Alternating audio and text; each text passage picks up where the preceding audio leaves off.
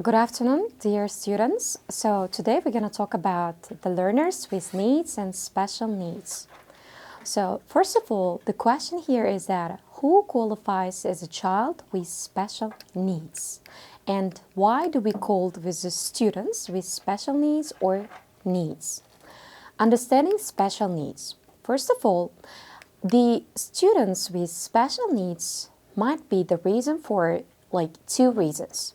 The first one could be the heredity and environment influence the special needs in individuals. Heredity factors include the genetic, history, and makeup of a person. But when it comes to the environmental factors, affect the fetus after conception or the child after the birth.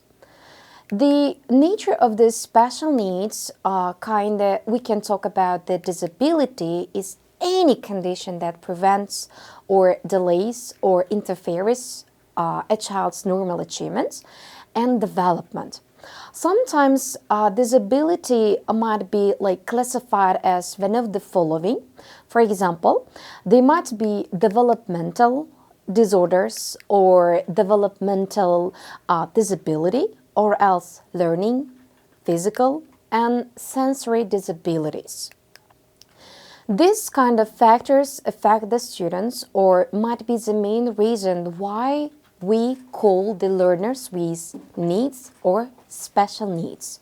Because these are the factors that cause the main reason for the students to concern about the disabilities. Let's talk about them one by one. The first one is developmental disability. What is this?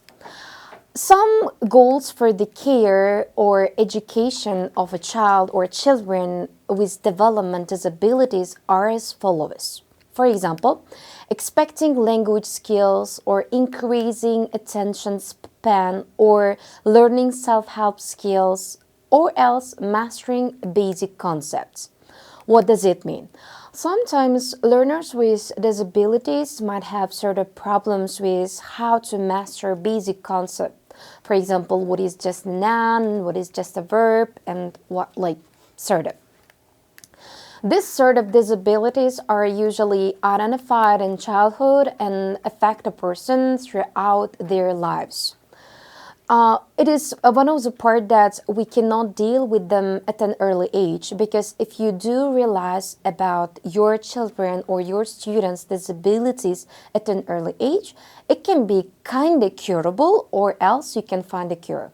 But if you don't, or if you have no idea about the disease or the disability that your children is developing, and you might regret for the future. Examples of developmental disabilities include ADHD, or else autism, or else learning disabilities, and cerebral palsy. So developmental disabilities are very common in these days, because it affects it affects around 1 in 6 children. You might think how it is possible. Sometimes you can see that children with having difficulties in remembering things. For example, they might have a little bit problem how to calculate, mathematical calculations, or else they might have difficulties to learn the words or new words by heart, or else they might have a little bit problem to memorize things very easily, or else they might have a little bit less progress comparing to their peers. These are the factors that affects for the developmental disabilities. And the next could be the learning disabilities. When it comes to the learning disability, it involves a disorder in understanding or using spoken or written language. What it is? A child with a learning disability might be unable to sometimes listen, sometimes to think, sometimes to speak, or sometimes to spell, or else it might be have a lot of difficulties in terms of doing mathematical problems. As I have mentioned it a bit earlier, learning problems, it's about our cohesive understanding. I mean, if something like coherence, you cannot say that this kind of thing is disability or disabilitiness. But if you have problems with listening or thinking or speaking or else like mathematical calculations, that means you have a little bit problem with learning disabilities. And the next could be physical disabilities. As you can see, every university, you might have faced lots of people, probably not lots of, but some of the people with physical disabilities. Probably they might have less vision. I mean, their eyesight has a little bit problem, or else they might be in a wheelchair. That means they have sort of physical disability. It is the greatest example for physical disability. A physical disability is a condition that impacts a person's physical abilities, stamina, mobility, and their ability to move or use their hands. There are many obvious physical disabilities, but even a condition such as epilepsy is a physical disability, even though you may not be able to tell visually or by speaking to the person. That's because a seizure incapacitates the person who had this condition and can place limitations on a person's life. Other physical disabilities include brain injuries or else respiratory disorders. For example, they might have a little bit problems to breathe in or else to breathe out. And spinal cord injuries or multiple sclerosis or else visual impairments. And most common disability is visual impairments. And you do know that visual impairments mean that the students have problems with eyesight. Educators who care for children with physical disabilities to learn about each child's special needs. You know what? I am a teacher and I teach at high school. And there are students with certain abilities, disabilities. They might be learners with disabilities, they might be learners with needs, sometimes learners with special needs. I do want to mention that even though I am educated, even though I have already done my master's degree, even though I do know how to teach English, sometimes I will be unable to teach those students. Why? Because educators who teach this kind of children with physical or learning disorders or disabilities, they might be qualified teachers. At least they might have an experience of teaching them. And therefore, I don't think that all teachers can teach them, because without proper education, without proper training, you will not be able to teach them. Because there is some sort of situation that you will be a little bit you will have kind of awkward situation. For example, imagine I am all the time teaching ability students. And that means sometimes I might have my attitude towards my students, imagine that my students, all of them are able children, not disabled. And therefore, there are sort of activities or circumstances that you might hurt your disabled students. This type of disability is quite self-explanatory as it relates to the senses, hearing, smell and taste or touch and sight. I'm talking about sensory disabilities, because sensory disabilities, it names offers already, you do know what is it. Sensory disabilities, probably the students with having problems in terms of hearing, smelling, tasting, touching, or sight. If a person has a sensory disability, this means that the senses are no longer at the usual levels as the abled students. That other experience, you can say that abled students can think, they can hear, they can smell, and they can taste. There is a huge gap between the abled and disabled students. So, for example, if you suffer with a vision impairment, this could mean that you need to wear glasses to improve your sight or vision abilities.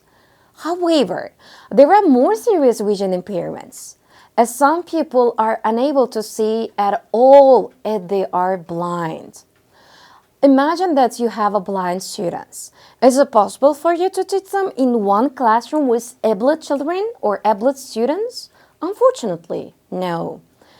Probably you might have a little bit like solution for it in one classroom with like totally disabled children with able children, but there are such circumstances that you might really disappoint your able students because they felt like that, oh my god, you are taking a lot of time because you're taking care of the disabled children. Probably they might think that they are not in the center of the attention like disabled children, because in a classroom as a teacher you all the time care about your disabled children. You kind of try to help, you kind of try to support them. But what about able children? They might feel a little bit disappointed. It is vice versa about disabled children, because they feel like that they are interrupting to the able children, or they might feel like that they are not making any progress at all like able children are doing, and they feel like they are lagging behind them. So it's much better if you teach your students with able students and disabled with disabled students, if it is possible. But anyway, it depends on what kind of disabilities your students have. And sensory disabilities, like we talked about this one, I mean, educators who work with visually impaired children can aid their development in the many ways. Educators who work with children who have learning or hearing impairments need to be aware of each child's individual needs. How it is possible? Imagine you have a student with having a little bit problems with vision. That means they have a little bit problems with like seeing, right? And that means you're gonna provide your students with special prepared handouts or materials in advance. Otherwise, they may not feel to catch up with other students. When it comes to those students with hearing impairments, you gotta help them to provide with their own gadgets, like special gadgets, to make their hearing a little bit easier, or else you can provide the materials in advance in order to prevent the problems in the classroom. And the next one is communication disorders. What is this? Educators who care of children with communication disorders need to learn about each child's special needs. The following guidelines apply to children with special impairments. First of all, accept and reinforce all attempts by the child to use speech. You gotta be a good speech model to your students. Sometimes students are not very good at communicating with their teachers and with the totally different people if they have communication impairments. Why? Because not all students can communicate with the others in the same way. They might have a little bit anxiety to speak up in front of the crowd or among a lot of people. And sometimes they might have a little bit problems with having a little bit anxiety, they feel like they are not capable of speaking. It happens a lot because I have a lot of students with disabilities or impairments with communication, and they just all the time ask me the same question. Teacher, you know what? You are fluent in English. Unfortunately, I'm not able to speak as fluent as you are, and how can I solve the problem? Even though I guide them, even though I tell them all the time what to do or not to do, they all the time kind of try not to just keep forward. They just try to just stop and that's it. They feel like just progressing the other skills might help them to improve the speaking. But anyway, I will tell them that speaking cannot be improved by the other skills. Speaking can be improved by only speaking. And therefore, these kind of communication impairments can be done if you speak more and if you try to like believe in yourself more. Communication impairments is not mean like only being fluent. It's about like having problems with pronunciation or else intonation. Sometimes they will not be like, like pronounce words correctly. The word stress, sensation stress might have. Sometimes they try to swallow the, like, sometimes the letters, sometimes the words, and all of them are communication impairments. And the next one is emotional and behavioral disorders. What are they? The first of all is hyperactive aggressiveness. That means like, defiant toward adults or distraction of property or inability to stay with a task or to be wait to be rewarded. That means your students might have like a little bit problems, to catch up with a task because they feel like that they will have like a little bit problem and that problem makes them a little bit aggressive with a task and with a teacher. And the next one is anxious withdrawal. That means ability to easily frustrated or else excessive dependence on adults and their peer leaders, and sometimes fearfulness. This kind of anxious withdrawal kind of impairments might be the reason why sometimes students or children all the time like count on adults, count on elders. They think that they are all the time ready for help. They all the time ask them. That means they're not gonna just make ourselves like put in a little bit difficult situation because they all the time wait for a kind of answer from adults. That means they all the time ask but not make the task difficult for them.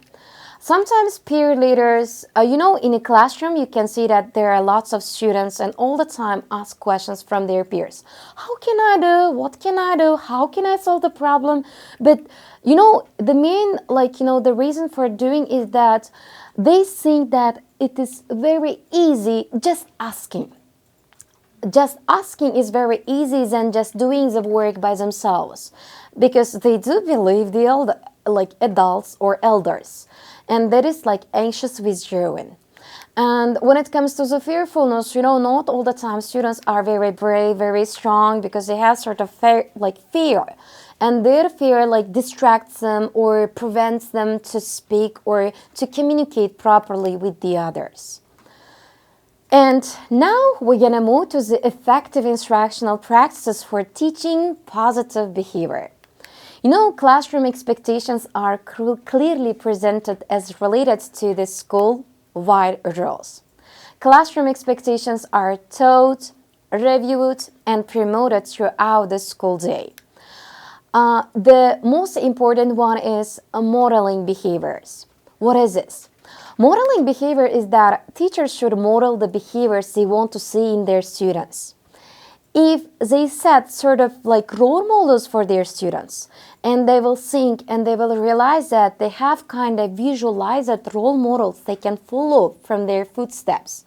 Sometimes it could be their teachers, sometimes it could be one of the decent or one of the intelligent students in the classroom. Demonstrating positive behaviors such as kind of respect, kindness, and responsibility sets a standard for students to follow. The next could be positive reinforcement. What is this?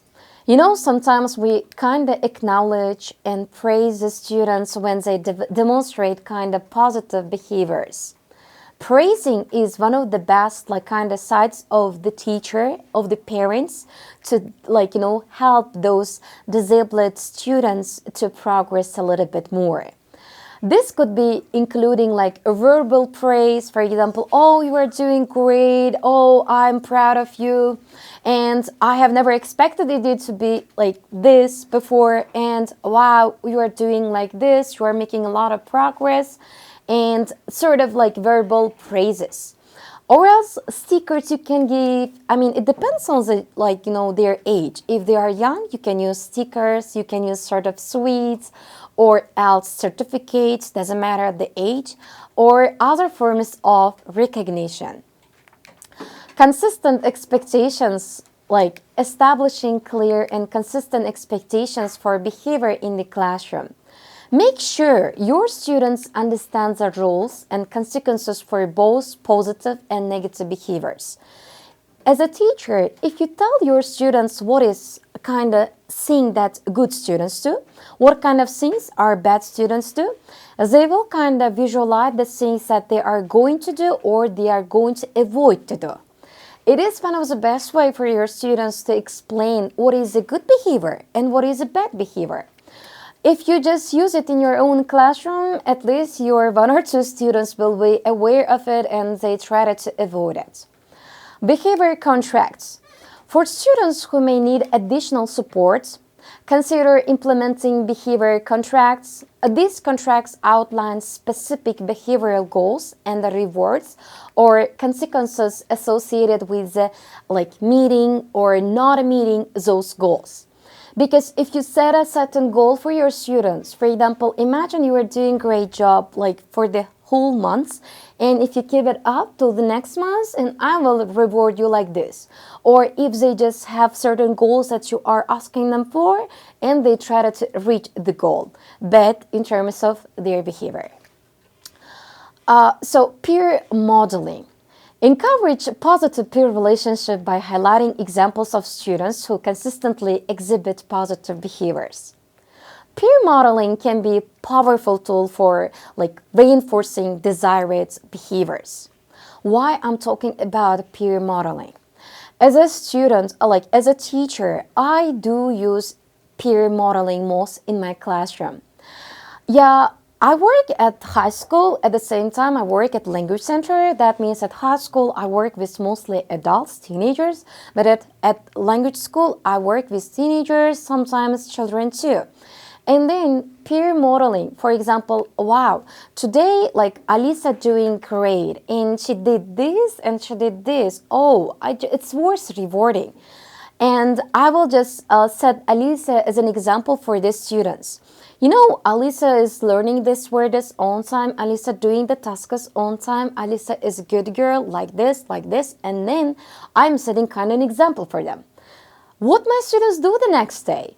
They try to look like Alisa. Not look like. They try to act or to behave themselves like Alisa. How? They try to learn the words by heart. They try to do their tasks on time. And they try to do everything as I expect them to do. And why they do so? Because not I cannot say all the students, but most of them try to be loved, to be carried, to support it, at least to praise it by their teacher. And therefore, sometimes they try to be as their teacher expected them to be. And therefore, I do acknowledge that peer modeling helps a lot in every classroom, especially in terms of behavior, especially in terms of learning and studying.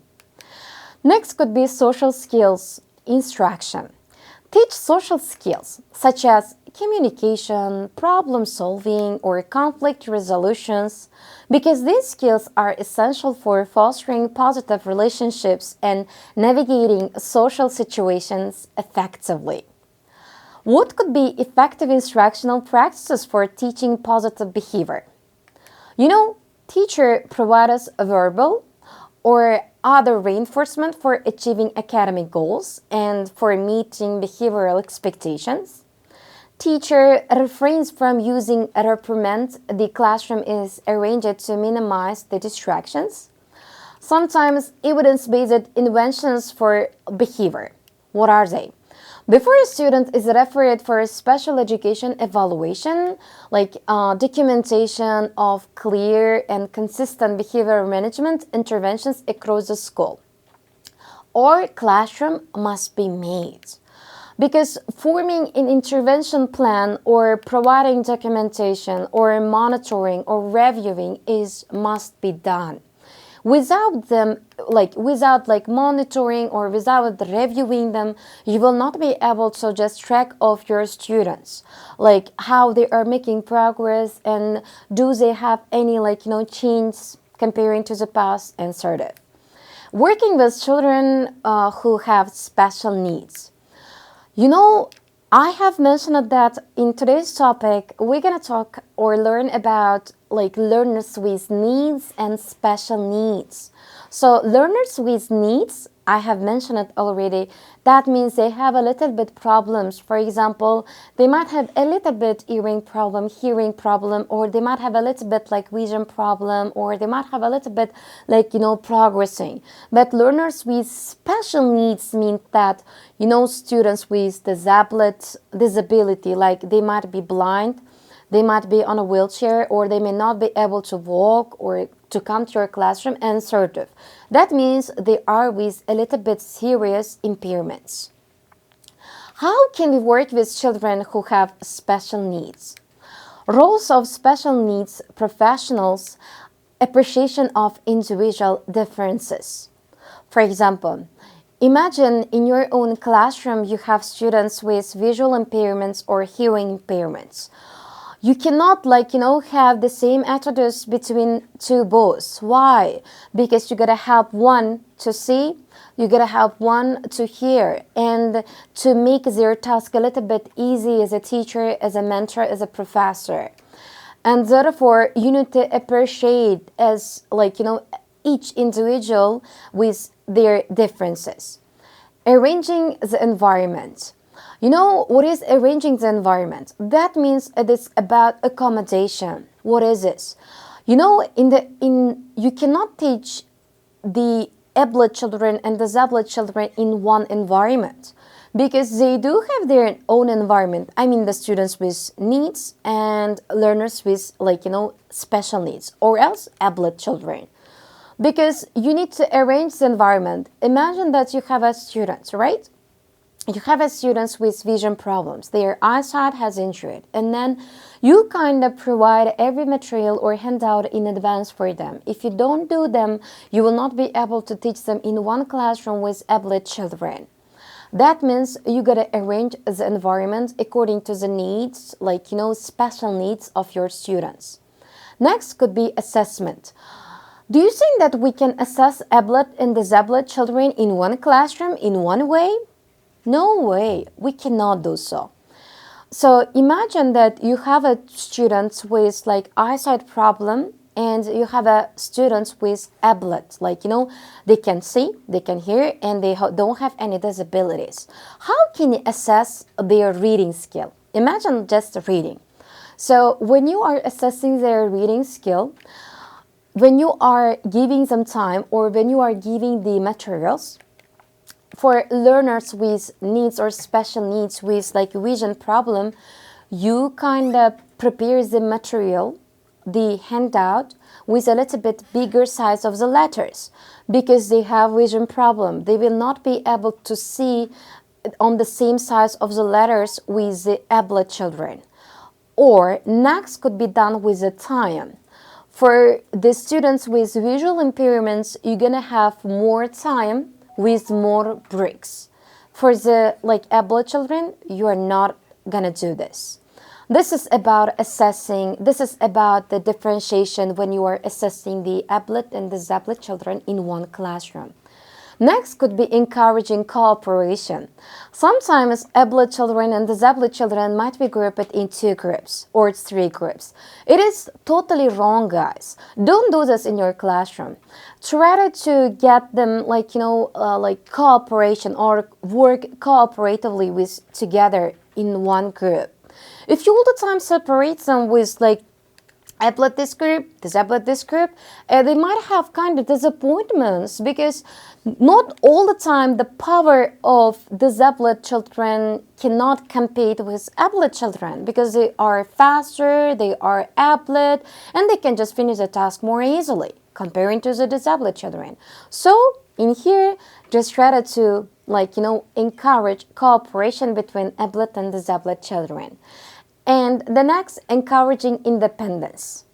Try to give them to be more independent, not dependent. If they all the time being dependent on people around them, they felt kind of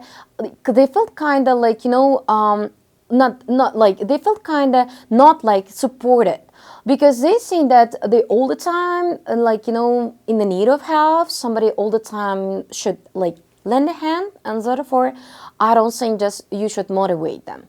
Encourage positive interactions, mainstreaming like inclusions, and scheduling planning. The next could be instructional strategies for a classroom. Best practices in instructional strategies include the use of three types. Direct instructions used for the entire classroom, small group instruction for the portion of the classroom, and differentiated instruction for individual students. Everybody know how to work in small group instruction and group instruction, but what is a differentiated instruction? Differentiated instruction means that you kind of differentiate the task or your lesson plan to your students according to their needs, according to their wants, according to their interests. The differentiated instruction could be done according to the level of your students. Imagine, I am teaching like a classroom with like including 30 students. And 10 of them are in intermediate level and 20 of them like pre-intermediate level. There is a little bit gap between two students or two grouped students. Then, as a teacher, I need to differentiate the task or the instructions. For example, I can explain the topic in English to the intermediate level students, but when it comes to the pre-intermediate or elementary students, I cannot just teach them in English. I mean, I cannot use the target language to explain the tasks because it's a little bit hard for them to to get the gist of what I'm talking about to them. Therefore, I will give them not only English but also Uzbek or Russian instruction for them if it is possible. Modifying your instructions to accommodate the special needs students. The developmental areas of importance can include attention and memory, concept development, functional use of objects and symbolic play. Pre-vocabulary or self-direction might be included in here. There are some sort of strategies for optimizing the development of infants and toddlers with special needs. For example, cognitive development or helping infants to develop the concept of objects. At an early age, start to explain them, start to teach them. Sometimes I really wonder, sometimes I really frustrate because parents have one mindset that they think that if their children is around like 6 or 7 at the age of going school and they are ready to learn language, I would be totally disagree or I beg to differ with them. Why? Start teaching them when they are just a baby. Give them objects, can be round, can be cylinder and whatever. They will just touch and they just try to learn about them. They try to observe the world around them. Even for the 2 years old children, you can teach a lot of words by just touching, by just doing, by just showing them. And therefore, they will just develop their cognitive developments at an early age. And therefore, as a parent, as a teacher, try to help infants to develop those concepts about objects. If you do so, when they come to the school, they will have no problems about the world around them. They do know about the colors, they do know about the object and what is this, what is that. At least they will have the basic concept about the world around them. And you can help or encourage your students to learn to develop their vocabulary development and help toddlers to investigate cause and effect relationships. Next, emotional and social development. What is this? Helping infants develop independence or promote positive behavior, self-esteem or self-control. Help toddlers to develop confidence in recognizing emotions in others, or encourage them confidence or expand independence of your toddlers. Physical development for infants, providing a safe environment to encourage crawling, walking, or independence. For toddlers, encouraging large and small muscle development or encourage good instruction habits, like instructional or nutritional habits. Strategies for optimizing the development of preschoolers with special needs.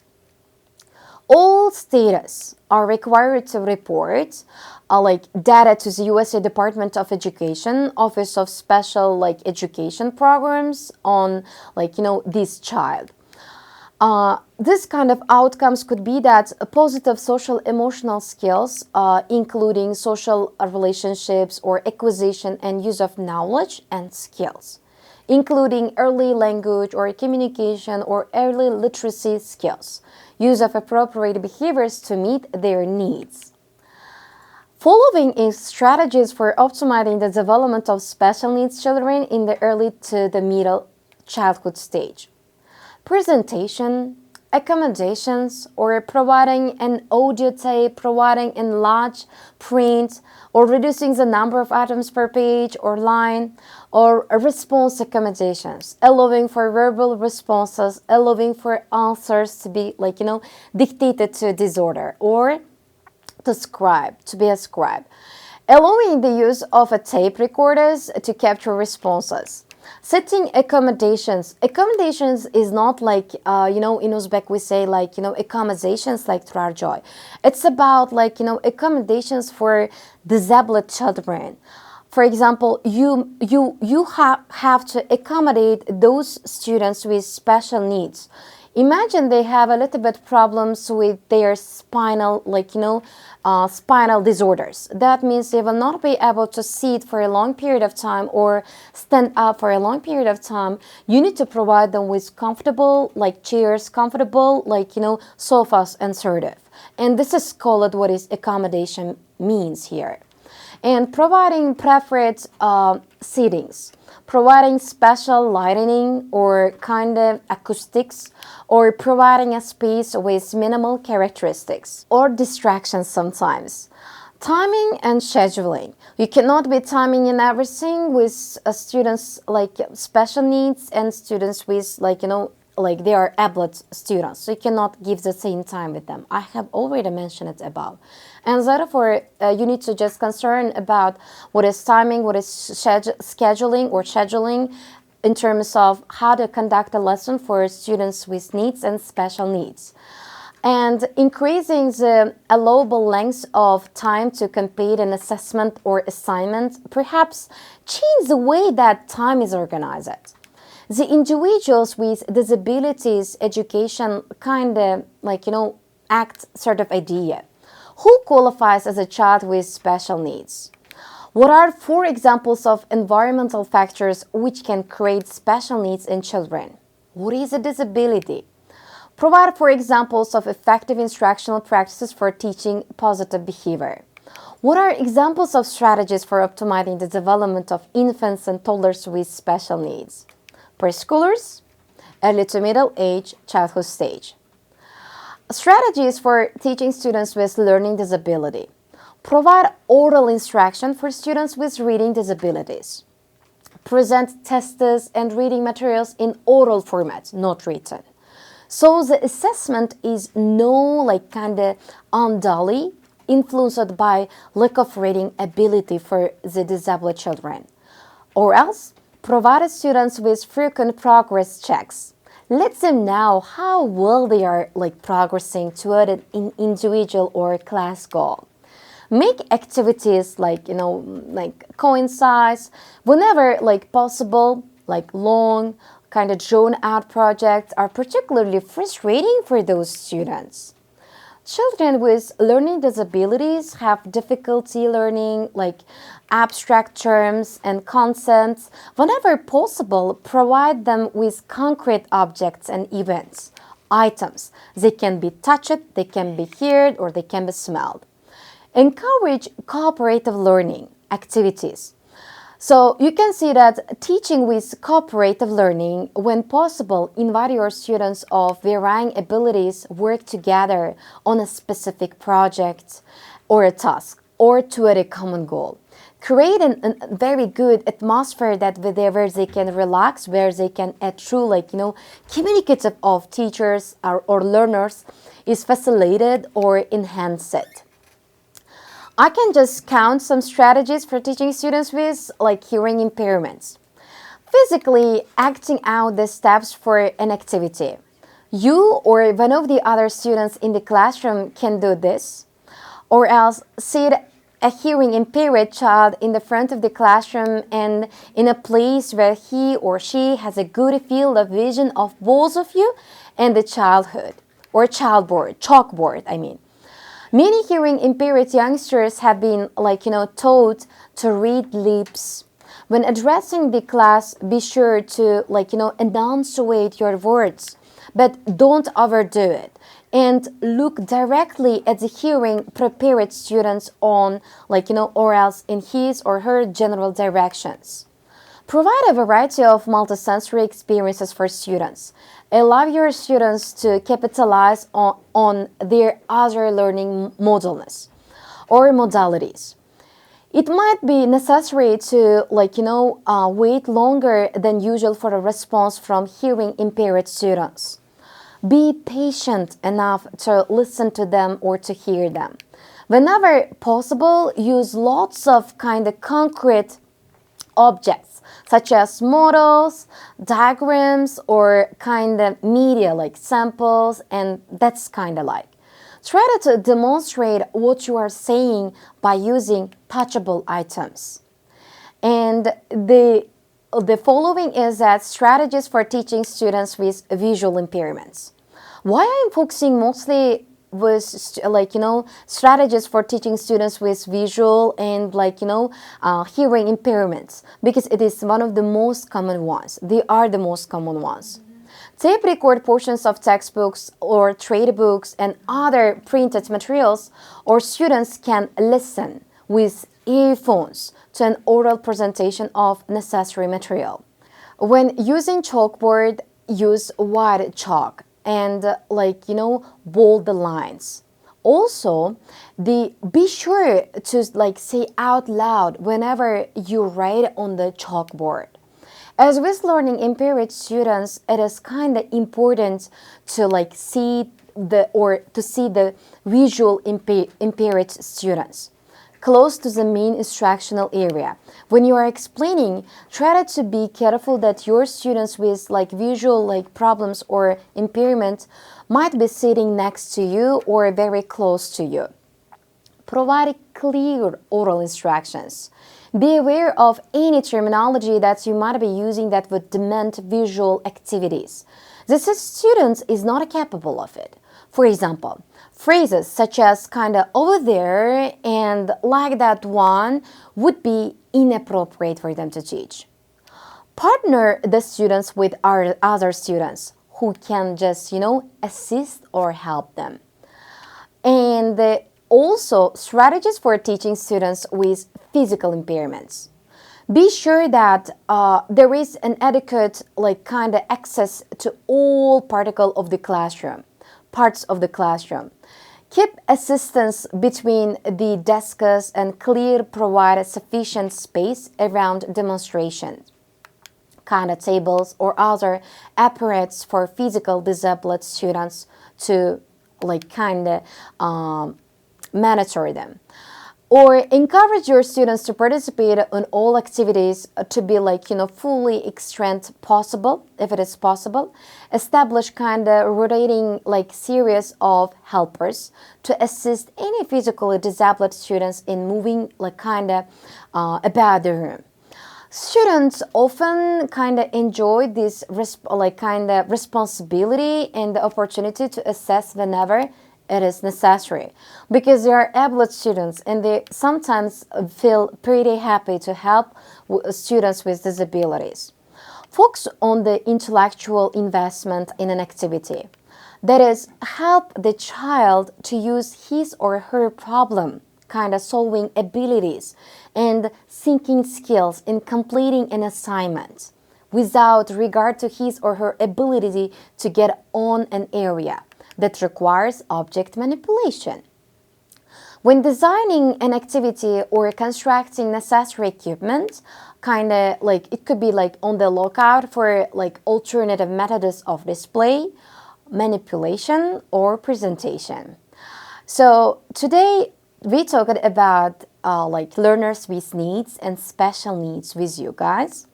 Why I really wanted to teach the topic, I mean this very special topic. The main reason is that throughout my career, I have been like, I've been meeting a lot of students with learners needs and special needs. And sometimes I felt myself like kind of lost because I felt like I'm not just doing any great work to help them or to progress some more. And therefore, I really want to just study more like about this kind of sphere. But if you have like anything to ask, or if you have something that's kinda a little bit like incomprehensive, just don't hesitate to ask in the comment section. You are more than welcome to ask. Thank you so much.